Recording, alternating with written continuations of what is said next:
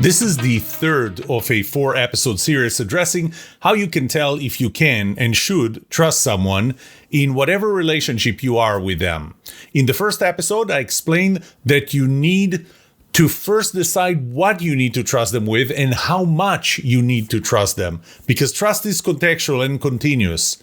In the second episode, I explained how you can tell if you can trust someone based on who they are and the components of competence, personality, compatibility, and symmetry. This is how you can tell if you can trust them before you even meet them for the first time. The decision to trust is based on the components of my relative trust model. It has 6 components in 2 groups. One group includes the who they are components of competence, personality, compatibility, and symmetry.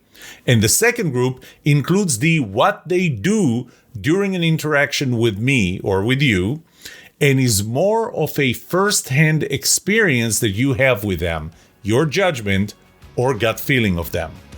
In this episode, I will cover the what they do components and how you can improve your accuracy in predicting if you can trust the other person based on them.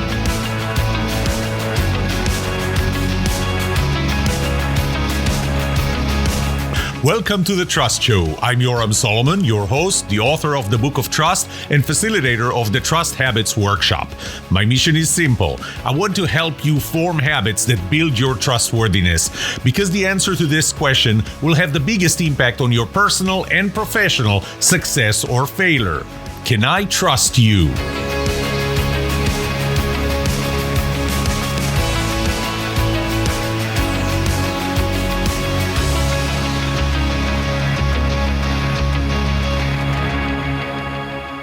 The what they do during an interaction group of components, or how you make your decision based on that, is important even when you know who they are. So you've done your research as per the previous episode. You know who they are, you know how competent they are, and the personality compatibility, how personally compatible they are with you, the symmetry of the situation you're in with them. Even when you know all of this, you still want to get your first-hand impression, which is what we'll talk about today, your first-hand impression of what they do and how they interact with you. There are going to be a lot of signals here, things that you cannot research, things that you observe. So it's important when you know who they are, but even more important and impactful that when you don't know who they are. Now, how can it be that you don't know who they are? Well, there are times when you meet a person for the first time. I mean, it happens with salespeople when they try to sell you something. You never met them before. This is the first time. You didn't have the opportunity to do your homework. You didn't gather any intelligence about them. So you're establishing a starting point. I'll talk about the starting point in a second. And you will much more heavily rely on what they do during that interaction. So what is your starting point? This is really a personal question. And it is a contextual question as well. It depends on what is it that you need to trust them with. There are people who, in general, would say, I start with zero trust. By the way, I'm not saying that one type of people is better or worse than the other. It's who you are. So you may start at zero trust. I don't trust anyone. You have to earn my trust, period. My starting point is 0. Then there are those who say, I start with 100% trust. I trust you. My trust is yours to lose. Maybe that's who you are. I'm not there. I'm probably closer to the first one. I'm not at zero trust. I'm somewhere in between. Okay. But you will have to rely much heavier on what they do during an interaction because you don't know anything about them. But again, even if you do, you will still have to rely pretty significantly on that. The components of what they do, that this relates to what they do now during an interaction, not what they've done in the past. What they've done in the past goes into what you know about them and who they are. What they do talks about what they do right now. If who they are affects the starting point of the interaction. So, I'm starting not at zero, I'm starting at what I know, and that's what dictates the starting point for the level of trust as when the interaction starts. This one, the what they do during this interaction, will affect the ending point of the level of trust you have in them. So the level of trust will change. That's trust law number 6, trust law number 7. Trust is dynamic. And it changes the fastest during an interaction. This is based on first-hand impression, not based on research, not based on what other people told you. And this is where gut plays a role. And hopefully what I'll do now is help you train your gut to tell whether you can trust someone or not based on those interactions.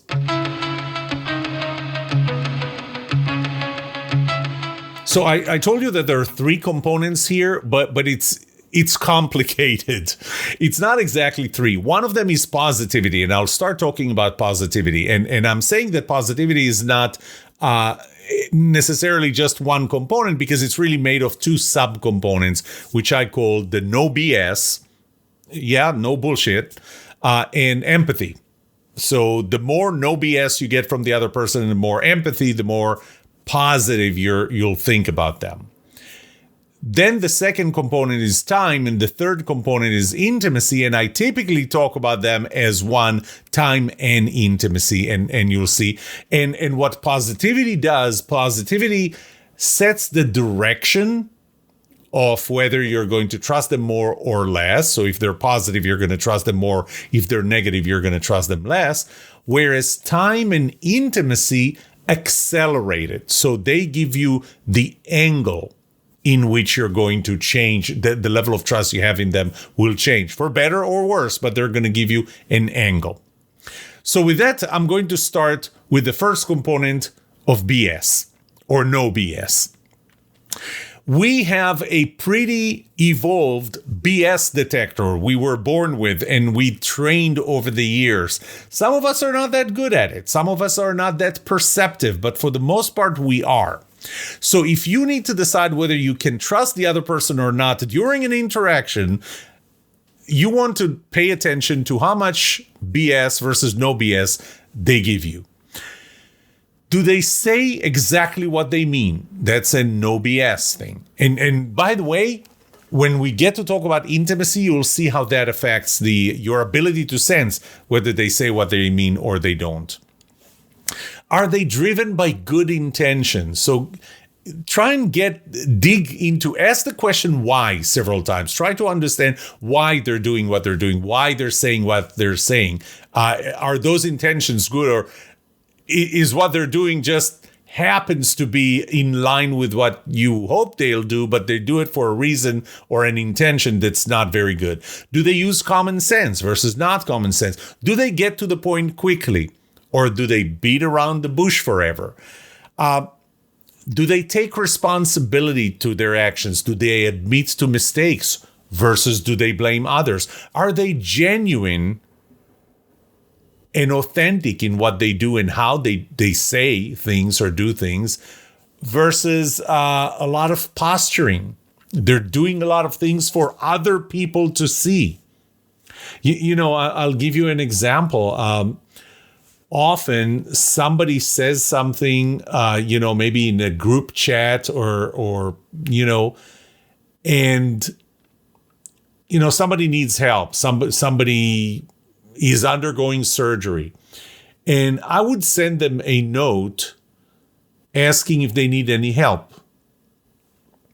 Well, how do you send that note? Do you send it to everybody, copying everybody so that everybody will see that you asked the question? Which kind of begs the question, are you asking it just so others will think that you're such a great person? Or did you send it to them individually? And then they know you're asking because you really want to know if there's something you can do for them as opposed to for show. That's a component of BS versus no BS. Are they very clear? That's no BS. Or do they use a lot of symbols and labels and metaphors and analogies? They just don't use the actual words. Are they informal and friendly versus very formal, very cordial, very unfriendly? Do they challenge the status quo versus their focus on, hey, this is how we do things around here? By the way, that's more of a personal thing, because some people would prefer for people to just keep the status quo. This is how we do things around here, and I consider that no BS. That's up to you. Again, trust is personal. Are they a person who's not afraid to take fences down, but not after understanding why those fences were put there in the first place, versus this is someone who just ignores whatever existed before and would just tear down fences, not caring?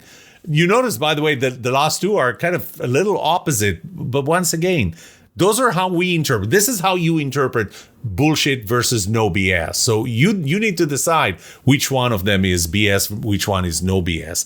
Are they someone who's not afraid to address the elephant in the room? Or are they someone who avoids controversy?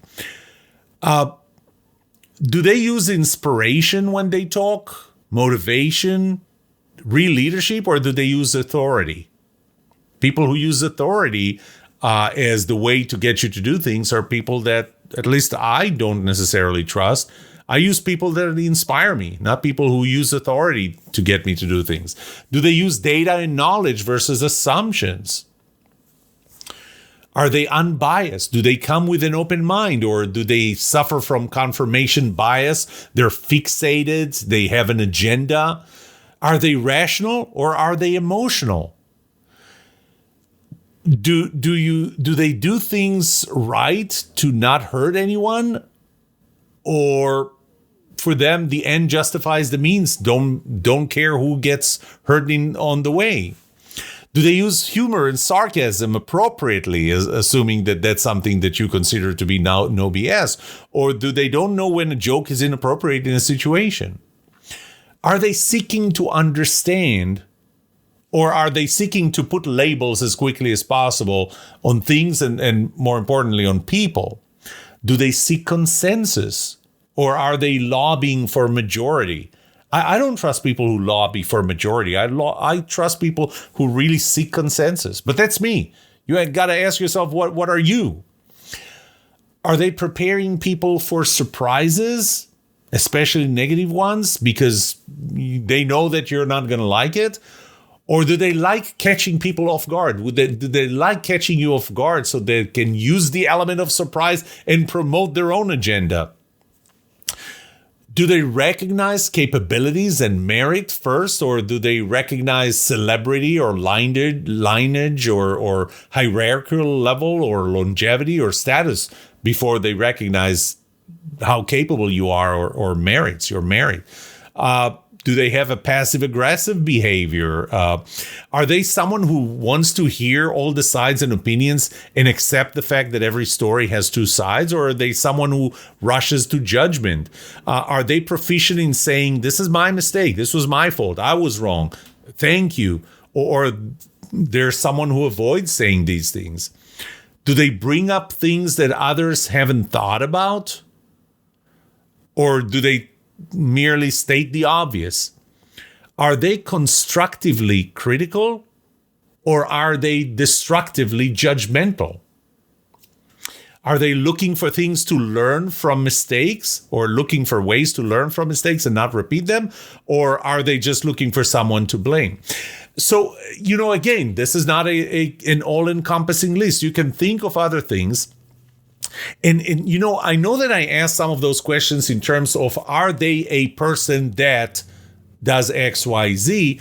But really what I meant is, what are your firsthand observations when you interact with them? So forget what you know about them from other people, or from your research, or from you looking up their social media footprint.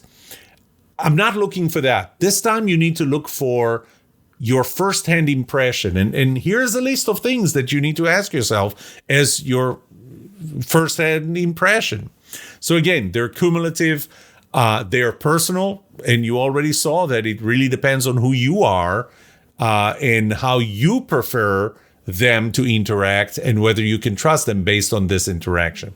Again, you're going to be probably leaning towards trusting your gut more, but just here's a list of things. Add freely to that list to decide whether how to train your gut. This was the area of BS or no BS.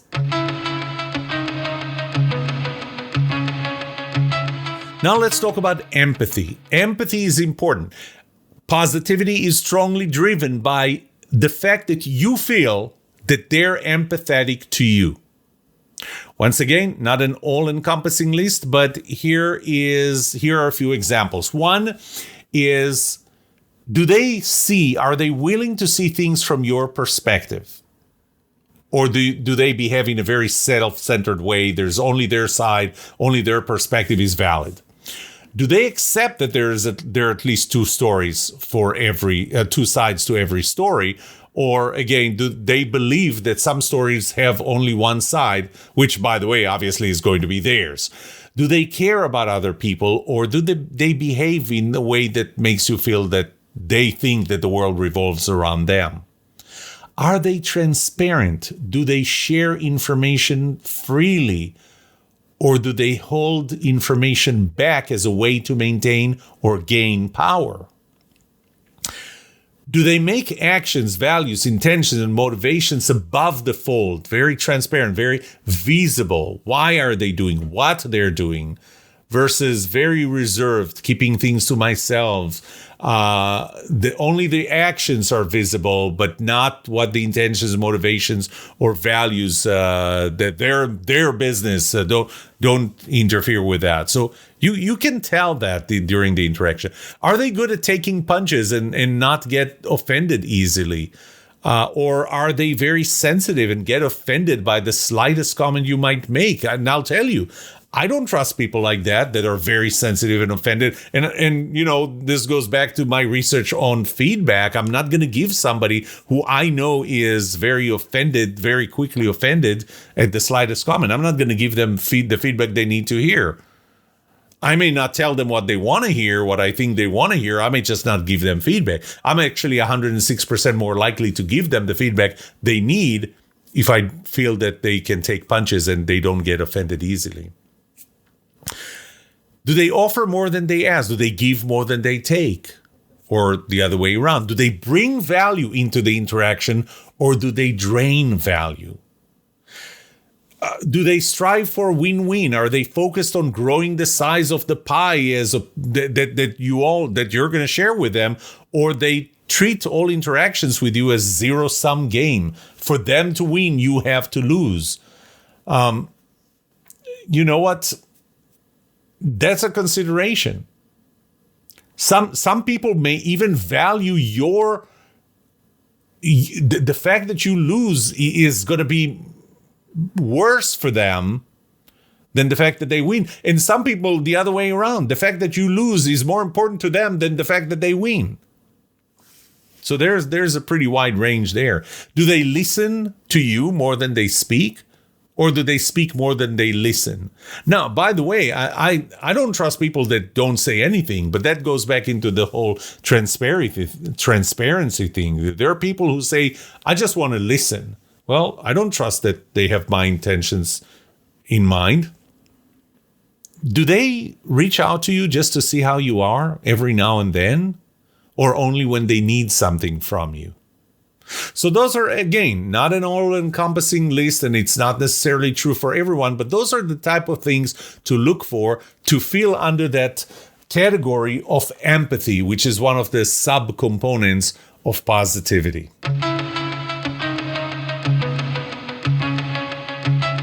There is one more thing that I need to say about positivity that's general for both the no BS and the empathy part, and that is that bad is stronger than good. Bad signals on any of those would play a bigger role in whether you trust them or should trust them than the positive ones. I shouldn't say should trust them. They would play a bigger role in whether you trust them or not, but you have to ask yourself, am I disproportionately looking at the negatives versus the positive? Because this is how we are. This is why we're much more likely to post a negative review if we had a negative experience than to post a positive review if we had a positive experience. It's how we're wired. It's how our brain is wired. So just keep that in mind, that you are going to be more affected by negatives than by positives. And so therefore, you should force yourself to look at them for what they really are in as objective manner as possible. The next two components of the what they do during an interaction are time and intimacy. And I typically look at them together, combined, because together they accelerate positivity. For better or worse. I mean, positivity for better if it was positive. If your positivity impression through no BS and empathy is positive, then time and intimacy will accelerate that. You're going to trust them better, faster. Or if positivity is on the negative side, they use a lot of BS and they believe the world and behave like the world revolves around them, then time and intimacy will accelerate the reduction in trust that you have in them. So let's start with time. Time declines over time. Trust declines over time between interactions. So I'm not talking about during the interaction, but between interactions. And that's a self-defense mechanism. If you haven't seen someone for a very long period of time, even if the last time you saw them, at the end of that last interaction, you trusted them to a certain level, you now trust them less than that level. Not necessarily zero, but less than that level. And again, it's a self-defense mechanism. I don't know if they have changed or not. I haven't seen them enough.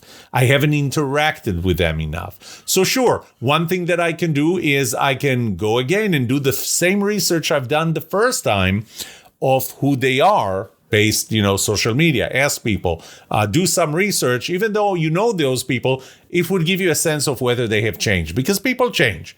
People do change, and maybe they change for the worse, so you shouldn't trust them as much. But just keep in mind that if you don't see them long enough, you're going to trust them less. We trust with more time. One of the examples that I give is, ask yourself this. You may be driving right now, but you're probably sitting at the front holding the steering wheel, hopefully focused enough on traffic. But what about self-driving car? Are you willing to sit in the back of a self-driving car with nobody sitting in the front, completely trusting the car?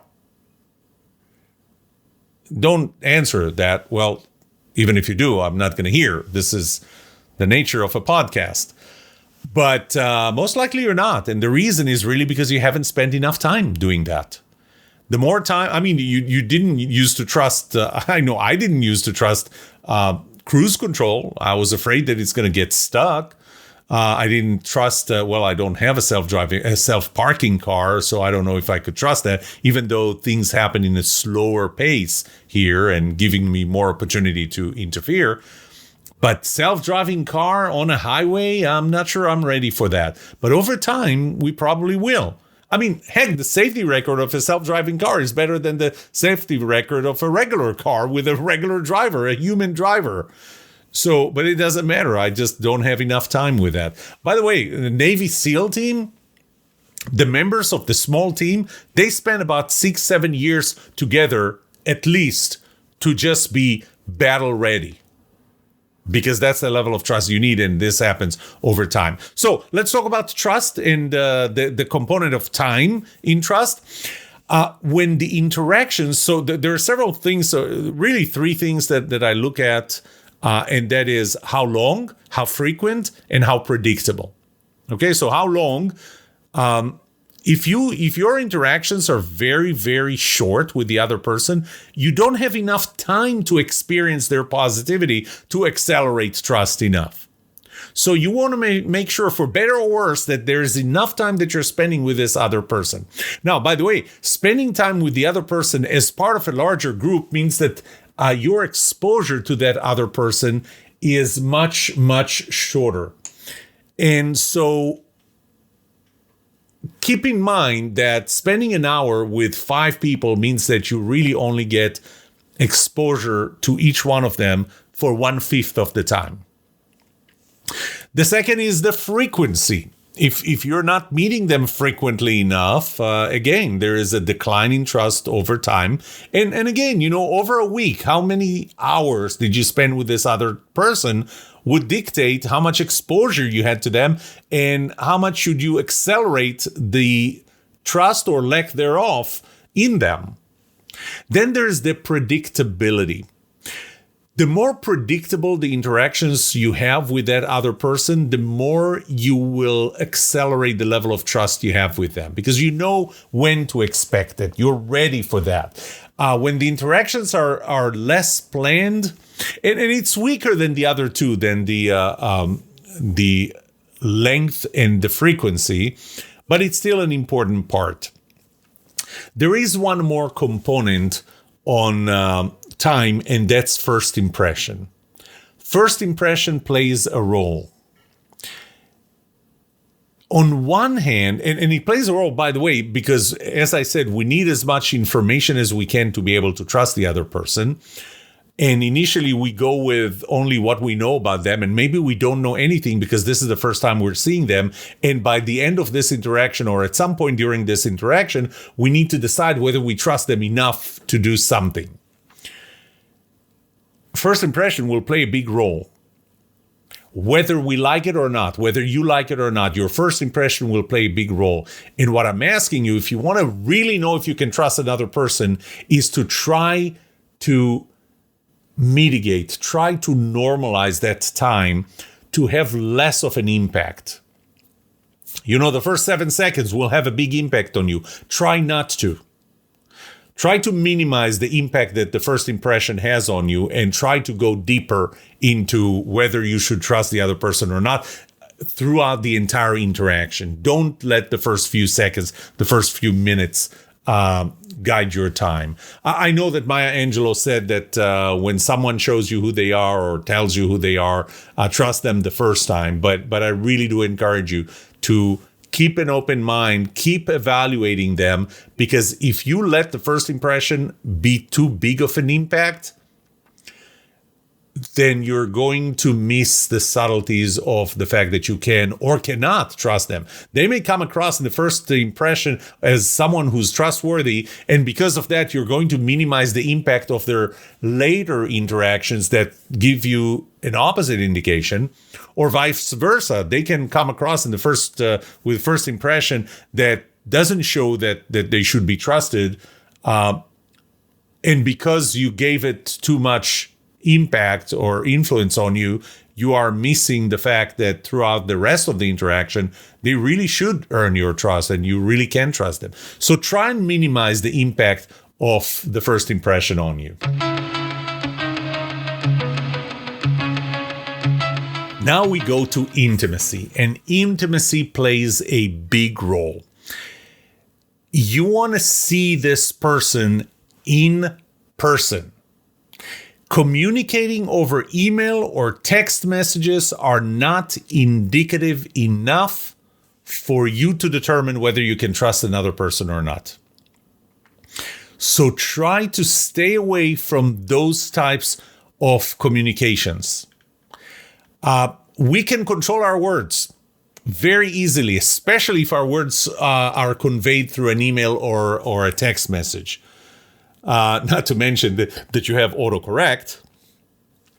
Not to mention that you can send a message with errors or mistakes. But not typically, you have the opportunity to correct it.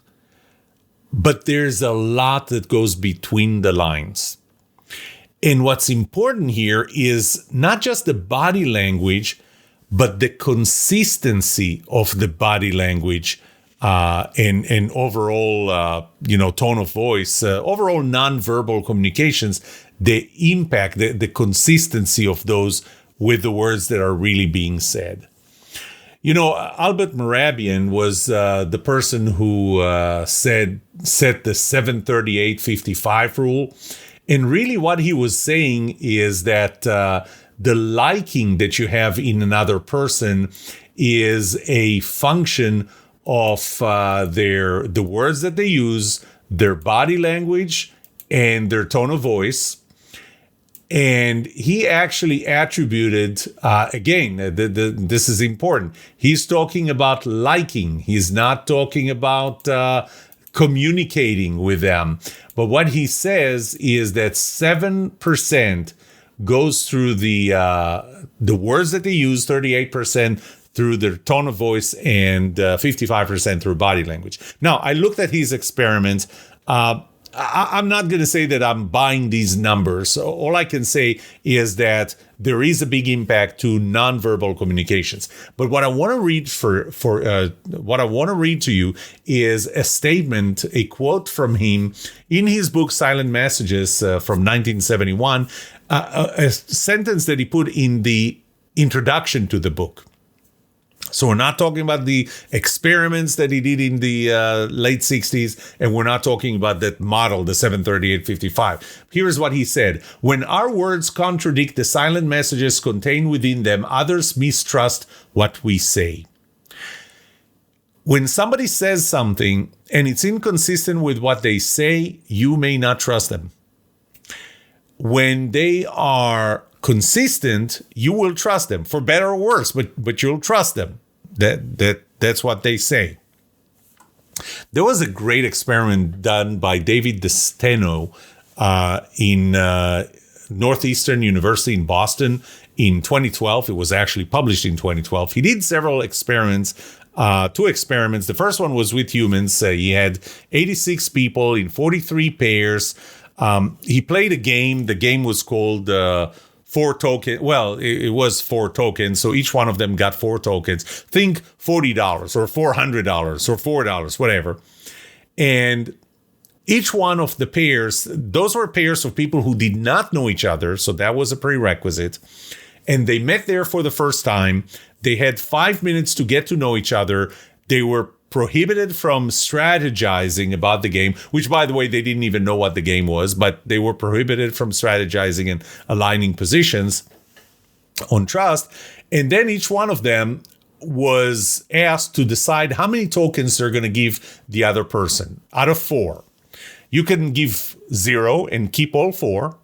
You can give all 4. Whatever you give the other person gets duplicated, gets doubled. So if you decide to give 1 to the other person, they get 2.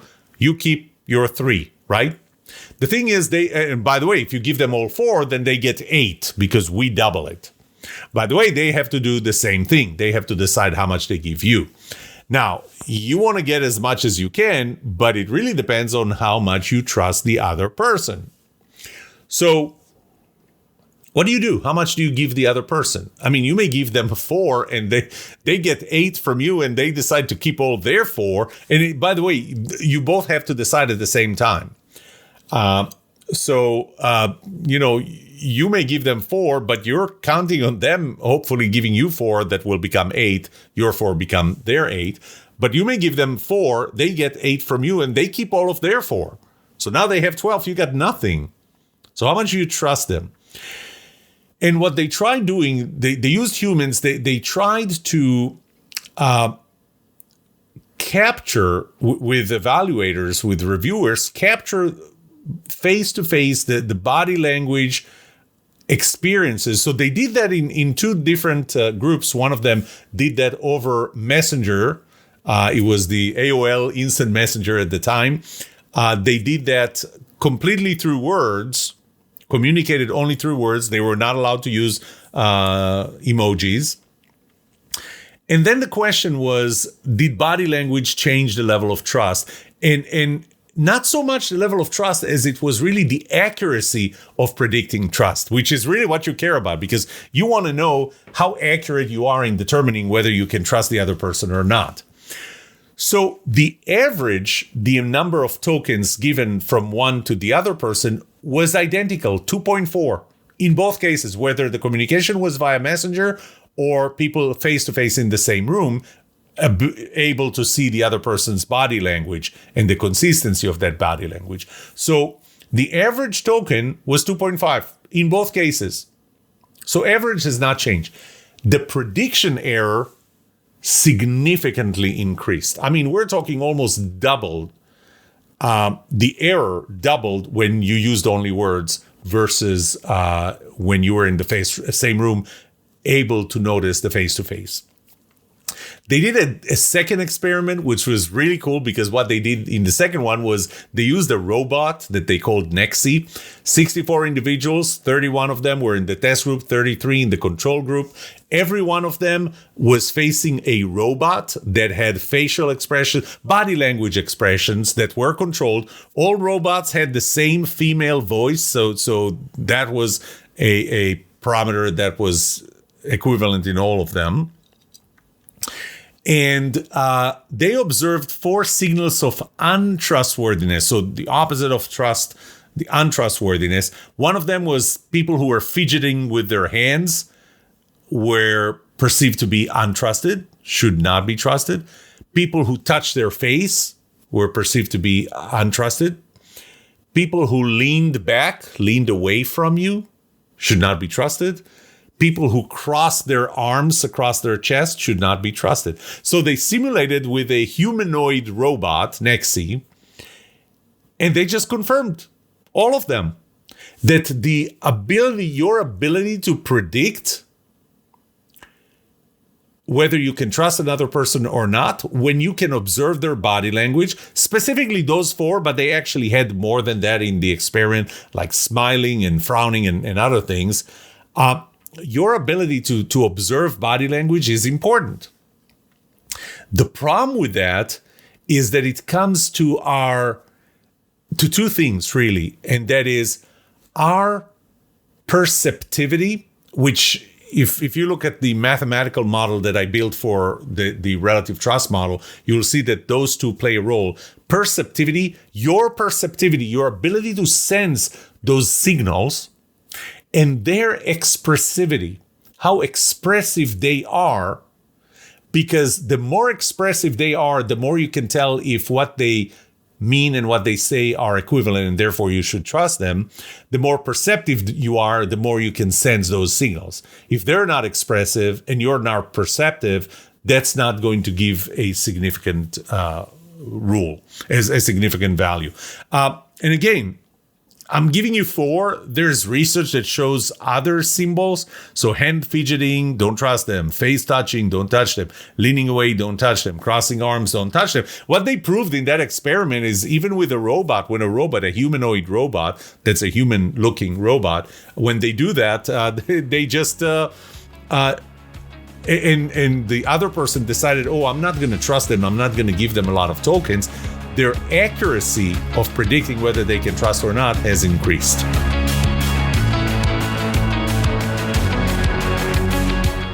What would you like to know about trust and trustworthiness? Let me know and I'll answer it in a future episode. I would love to hear from you. Email me at yoram@thetrustshow.com. If you like this episode, subscribe to the show so you will automatically get notified when I release a new episode. Rate it. Write a review for this podcast, because those ratings help not only you, but also others looking for podcasts just like this. If you're looking for more resources to learn about how to build trust, be trusted, or know who to trust, look up my workshops, online courses, books, or go to my website, trusthabits.com. And remember that the answer to these 2 questions will have the biggest impact on your personal and professional success or failure. Can I trust you? And can you trust me? Thank you for listening or watching The Trust Show.